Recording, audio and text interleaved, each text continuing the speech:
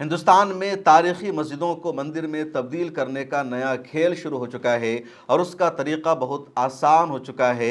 सबसे पहले किसी भी तारीखी मस्जिद के बारे में कोई फ़र्ज़ी प्रोपेगेंडा क्या आता है, कोई दावा क्या आता है कि जो मस्जिद है पहले यहाँ पर एक मंदिर था, एक मूर्ति की पूजा होती थी और कोई लफ्ज़ गढ़ दिया जाता है कि यहाँ पर कोई फ़लाँ मंदिर था या यहाँ पर इस नाम की एक इमारत थी और उसके बाद ट्वीट क्या आता है, आर्टिकल लिखा लिखा जाता है, किसी की तरफ से फ़र्ज़ी किताब लिख दी जाती है और कुछ दिनों तक उसको चलाया जाता है। उसके बाद कोई आता है और अदालत में पिटीशन दाखिल कर देता है और कहा जाता है कि फ़लाँ मस्जिद के नीचे मूर्ति है, वहाँ पर कभी मंदिर हुआ करता था, इसलिए हमें वहाँ पर पूजा का राइट दिया जाए। उसके बाद अदालत में बहस चलती है कुछ दिनों तक और अदालत हिंदू फरीक को वहाँ पूजा की इजाज़त भी दे देती है, लेकिन मुसलमानों की इबादत भी जारी रहती है, मुसलमानों से हक़ छीना नहीं जाता है। उसके बाद फिर अदालत आर्कियोलॉजिकल सर्वे ऑफ इंडिया को सर्वे करने का हुक्म देती है या किसी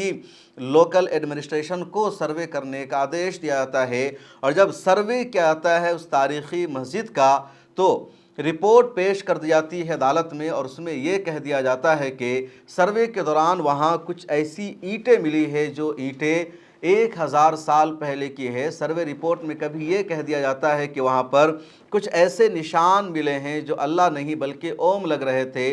किसी सर्वे रिपोर्ट में ये दावा कर दिया जाता है कि वहाँ पर कुछ खंबा मिला है और वो खंबा आज से 1000 साल पहले का लग रहा है, अभी का खंबा नहीं है। उस मस्जिद का जो फ़र्श है, उसका जो ग्राउंड है, उसको देखकर ऐसा लग रहा है कि वो काफ़ी पुराना है और उसके नीचे मंदिर का मलबा मौजूद है। बस इस तरह का दावा सर्वे रिपोर्ट में कर दिया जाता है और सर्वे रिपोर्ट को अदालत में पेश किया जाता है, अदालत में सुनवाई होती है और फिर अदालत उस सर्वे रिपोर्ट को बुनियाद मानकर फैसला सुना देती है कि सर्वे रिपोर्ट से पता चलता है कि यहाँ पर पहले कभी मंदिर था, पहले हिंदू यहाँ किसी देवी देवता की पूजा करते थे, इसलिए इस जगह का हक़ हिंदुओं को मिलना चाहिए। इसको मंदिर डिक्लेयर किया जाता है और मुसलमान यहाँ पर नमाज़ पढ़ रहे थे, मुसलमानों के नमाज़ पढ़ने के सबूत हैं, अभी तक वो मस्जिद है, लेकिन अब मुसलमान किसी दूसरी जगह नमाज अदा कर सकते हैं। स्टेट उन्हें कोई दूसरी जगह दे सकती है नमाज अदा करने के लिए, मुसलमानों की नमाज वहाँ हो जाएगी, ये जगह मंदिर के लिए ख़ास हो जाएगी। एक नया पैटर्न बन चुका है और इसी के मुताबिक अब भारत में फैसले हो रहे हैं। ताज़ा मामला मध्य प्रदेश के धार का है। धार में जो मस्जिद है जिसका नाम कमाल मौला मस्जिद है, ये 13वीं सदी में बनी हुई मस्जिद है और तकरीबन पिछले 700-800 सालों से पाबंदी से यहाँ नमाज हो रही थी, लोग इबादत कर रहे थे। किसी ने कहीं पर नहीं लिखा था, बताया था कि इसका नाम भोजशाला है या राजभोज ने इसको बनाया था।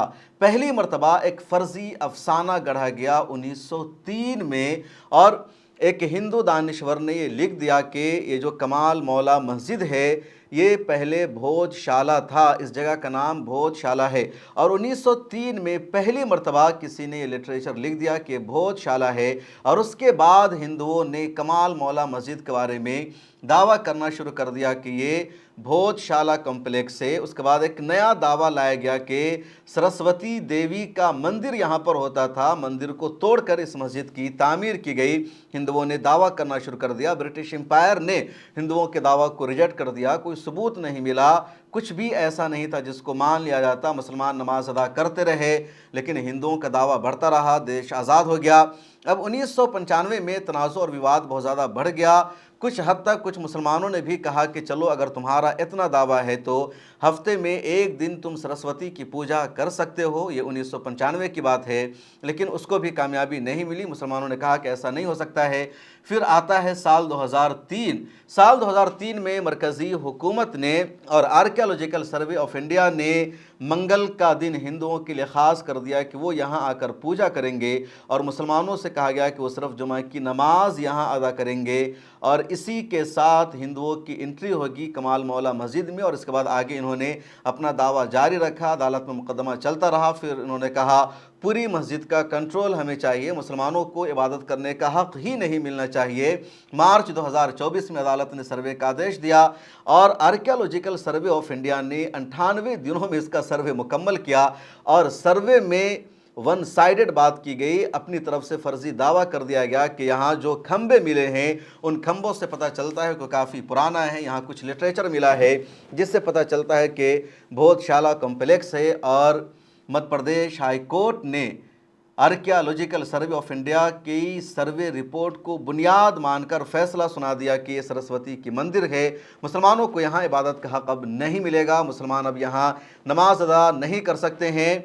मुसलमान स्टेट सरकार से धार में नमाज अदा करने के लिए दूसरी जगह का मुतालबा कर सकते हैं। जैसे ये फैसला आया सीधे लग गया कि ये फैसला फ़र्ज़ी है, मुसलमानों के ख़िलाफ़ है। 1991 वर्शिप एक्ट के ख़िलाफ़ भी ये फ़ैसला है, जिसकी पूरी वजाहत मैंने पिछली वीडियो में की है। एक आर्टिकल भी मैंने मिलर टाइम्स की अंग्रेज़ी वेबसाइट पर लिखा है जिसमें पूरी तफसील मैंने बताया है कि कमाल मौला मस्जिद की तारीख़ क्या है, हिस्ट्री क्या है और किस तरह हिंदुओं ने फ़र्ज़ी प्रोपेगेंडा शुरू किया और धीरे धीरे उन्होंने अदालत को इस बात के लिए कायल कर लिया और अदालत ने भी मान लिया कि यहाँ पर हिंदुओं का ही हक़ है, ये असल मंदिर कॉम्प्लेक्स है और मुसलमान कहीं और जाकर नमाज अदा कर सकते हैं। अब मध्य प्रदेश के मुसलमानों ने, मस्जिद कमेटी ने सुप्रीम कोर्ट जाने का ऐलान किया है। सुप्रीम कोर्ट से इंसाफ की उम्मीद लगाई है। वैसे सुप्रीम कोर्ट से इंसाफ मिल जाएगा ये कहना भी बहुत मुश्किल है। 2019 में ही बाबरी मस्जिद का फैसला आया और तमाम मुसलमानों को मायूसी हुई। बहरहाल मध्य प्रदेश के मुसलमानों को अब सुप्रीम कोर्ट से ही उम्मीद बची है और सुप्रीम कोर्ट में पहली पिटीशन इस बात के लिए दाखिल की जाएगी कि फ़िलहाल मुसलमानों की इबादत जो वहाँ हो रही है वो होती रहनी चाहिए। मुसलमानों को अभी से बेदखल करने का जो आदेश दे दिया है मध्य प्रदेश हाई कोर्ट ने, पहले उस फैसले पर पाबंदी लगाई जाए, उसके बाद फिर कमाल मौला मस्जिद पर किसका राइट होना चाहिए, वो मस्जिद है या मंदिर है, इस पर सुनवाई होगी। आरिफ मसूद साहब जो ऑल इंडिया मिल्ली काउंसिल के भी रुकन हैं और वहाँ के एमएलए हैं, उन्होंने सहाफ़ियों से बातचीत करते हुए क्या कुछ कहा है, सुनिए।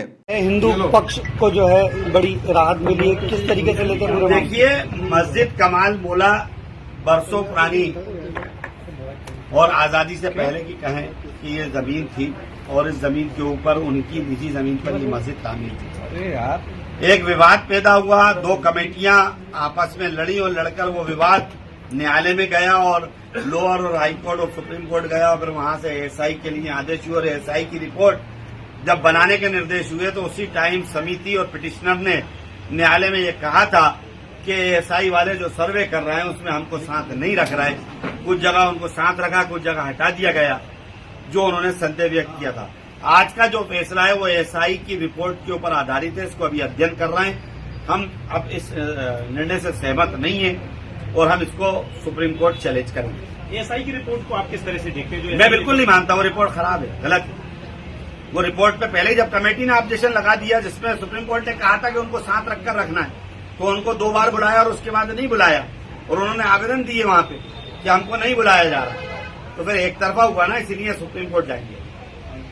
क्या लगता है जाएंगे? क्या लगता है इसमें आगे क्या कार्रवाई होती है? अभी तो सुप्रीम कोर्ट तय करेगा, जब तक सर्वोच्च न्यायालय तय नहीं करते हम लोग कौन होते हैं। लेकिन मैं गवर्नमेंट से कहूंगा कि अभी किसी को टेक ओवर ना किया जाए, प्लस पब्लिक से भी कहूंगा कि सब लोग शांति बनाए रखें।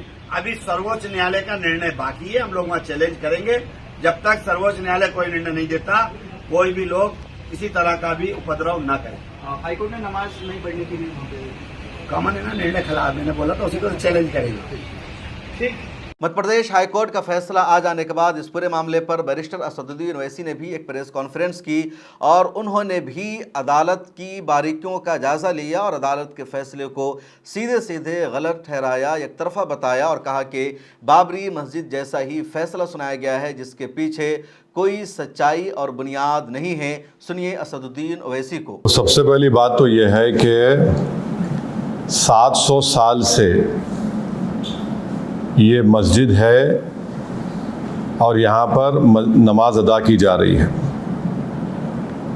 दूसरी बात यह है कि ये क्यों कह रहा हूँ मैं, इसलिए कि ये वक्फ बाय डेडिकेशन है और इसको धार के उस वक्त के अर्सवाइल स्टेट ने इसको मुसलमानों के लिए दिया और वहाँ पर मस्जिद में नमाज पढ़ रहे हैं। दूसरा पॉइंट यह है कि 1904 में कलेक्टर ने इसको रिलिंक्विश किया और वो एक्ट था सेक्शन 4 and 13 ऑफ 1904 एक्ट। तीसरा बात ये है जो आपको समझने की ज़रूरत है, जो हम पे उंगली उठा रहे हैं, धार स्टेट गज़ीट है 1935 का, उसमें ये बताया गया है कि ये जगह मस्जिद है और गवर्नमेंट ने इसको रिलिंक्विश किया, गार्डियनशिप से मुस्लिम कम्युनिटी को दिया, और फिर 1985 में ऑफिशियल गज़ीट एंट्री नंबर 62 में उस वक्त के 1954 एक्ट के तहत, वो बंद करो भाई, 1954 एक्ट के तहत ये वक्फ की गज़ीट भी है। पांचवी बात ये है कि ये प्लेसेस ऑफ वर्शिप एक्ट के भी खिलाफ है। 1991 प्लेस ऑफ वर्शिप अब क्या बोलता है सेक्शन 4 उसका, कि जो मस्जिद का, मंदिर का, गुरुद्वारे का या बौद्ध धर्म के जो भी जिस धर्म जो 15 अगस्त 1947 की थी उसको चेंज नहीं किया जा सकता। छठी बात यह है कि ASI का क़ानून है जो ये कहता है कि आप किसी भी प्लेस ऑफ वर्शिप के नेचर और कैरेक्टर को चेंज नहीं कर सकते। अब आप आ जाइए कि अब आपने कहा ASI ने 1951 में और 1952 में ये क्लैरिफिकेशन दे चुकी है कि ये मस्जिद है, और उस वक्त उन्होंने ASI ने रिजेक्ट किया था इसको कि जो वहाँ पर भोज उत्सव मनाना चाहते थे। 51 और 52 का ASI के ऑर्डर है। अब आप आ जाइए कि ये जजमेंट हम इसको एरोनियस क्यों मानते हैं इस जजमेंट को, क्योंकि कोर्ट ने, जैसा मैंने भी कहा, 1935 के धार स्टेट एग्जीक्यूटिव को, स्टेट गज़ीट को नज़रअंदाज कर दिया। 1985 के वक्फ रजिस्ट्रेशन को उन्होंने नज़रअंदाज कर दिया, और जो प्लेस ऑफ वर्शिप एक्ट है उसको भी उन्होंने नज़रअंदाज कर दिया। और साथ ही साथ ये जो आर्गुमेंट है, कोर्ट ने उसको भी कबूल नहीं किया कि 1935 के नोटिफिकेशन को, वो जो लॉ था उस वक्त under article 372 constitution of India, ये लॉ था उस वक्त, और उन्हें सिर्फ उसको बोला कि ये मेयर एडमिनिस्ट्रेटिव अरेंजमेंट। ये क्या बात है? मेयर एडमिनिस्ट्रेटिव अरेंजमेंट जो है वो किसी कॉन्स्टिट्यूशनल प्रिंसिपल्स को ओवरराइड नहीं कर सकता। और एक और वजह है ये फैसला जो एरोनियस और गलत है, मुस्लिम साइड ने ये आर्ग्यू किया था कि जो PIL दाखिल की गई थी रिट पिटीशन में, उन्होंने डिस्प्यूटेड क्वेश्चन ऑफ फैक्ट उठाए जो आर्टिकल 226 में नहीं लिए जा सकते, क्योंकि एक्स्ट्राऑर्डिनरी जुरिसडिक्शन जो होता है आर्टिकल 226 में, कोर्ट एक ऑर्डर पास नहीं कर सकता डिक्लेरेशन ऑफ पोजेशन और टाइटल के ऊपर। और एक और बात जो आपको समझने की ज़रूरत है कि ऑलरेडी एक सिविल डिस्प्यूट केस चल रहा है टाइटल का, उसको भी कोर्ट ने नज़रअंदाज कर दिया। टाइटल का सिविल डिस्प्यूट चल रहा है। एक और बात आपको समझने की ज़रूरत है कि कोर्ट ने, जो मैंने कहा अभी आपने सवाल किया, कि ये तो बिल्कुल बाबरी मस्जिद का मामला हो गया जजमेंट का। बाबरी मस्जिद केस के मामले में आप कोर्ट ने कहा था कि पोजेशन नहीं था मुसलमानों के पास। भाई मेरा पोजेशन तो आज जुम्मे तक था ना, मेरा पोजेशन आज फ्राइडे तक मेरा पोजेशन था। बाबरी मस्जिद को तो रात के अंधेरे में वहां पर मूर्तियां रखकर मिंबर रसूल पर मस्जिद को बंद कर दिया गया। मेरा तो पोजीशन आज भी है। और भी कई लोगों ने इस फैसले पर सवाल उठाया है, लेकिन सवाल यह है कि अब एक एक करके मस्जिदों पर कब्जा किया जा रहा है, झूठा प्रोपेगेंडा किया जाता है।